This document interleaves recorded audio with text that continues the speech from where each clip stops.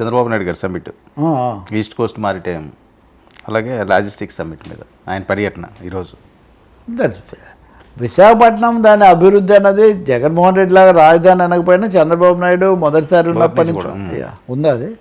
అదే మొదటి నుంచి కూడా ఆయన విశాఖపట్నానికి అప్పుడైతే నాకు తెలిసి వారంలో ఒక రోజు తప్పకుండా విశాఖపట్నంలో ఉండేవారు. హ్యాపీ సండేస్ ఇట్లాంటి పిలుపులు, బీచ్ ఫెస్టివల్స్ ఇవన్నీ విశాఖలోనే పెట్టారు.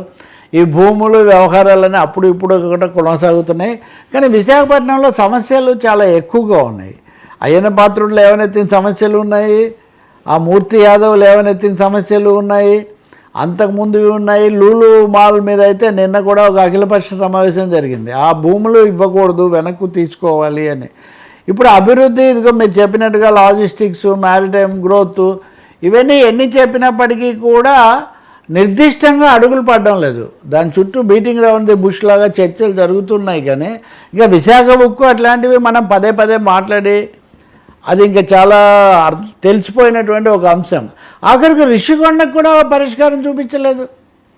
రిషికొండకు కూడా బాబు ప్రభుత్వం అసలు ఎన్నికల ముందు నుంచి చర్చలో ఉన్న ఒక అంశానికి సంబంధించిన క్లారిటీ ఎందుకు రాలేదో తెలియదు.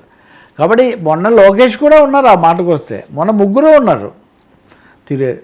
మీరు కూడా ఉన్నారు కదా ఆ రోజు విశాఖపట్నంలో. ముగ్గురు అక్కడే ఉన్నారు, లోకేష్, చంద్రబాబు, పవన్ కళ్యాణ్ కూడా. కానీ అందరూ ఏమున్నా లేదా స్పీకర్ ఉన్నా ఇంకా సీనియర్స్ ఉన్నా పరిష్కారం దొరకడం లేదు. అది చాలా పెద్ద ప్రశ్న. ఈ టూర్లో అయినా కానీ పెట్టుబడులు ఎప్పుడో వస్తాయి, లాజిస్టిక్స్ లేకపోతే క్యారిడార్స్ ఇవన్నీ జనరల్ భాషలో మాట్లాడడం తప్ప నిర్మాణాత్మకంగా నిర్దిష్టంగా తక్షణ ఉపశమనం కలిగే చర్యలు, అలాగే స్పీకర్ స్వయంగా అడిగినట్టుగా గతంలో సిట్లు వేసినట్టుగా వాటిని పరిష్కరించే చర్యలు అవి తీసుకోవాల్సిన అవసరం చాలా ఎక్కువగా ఉంది.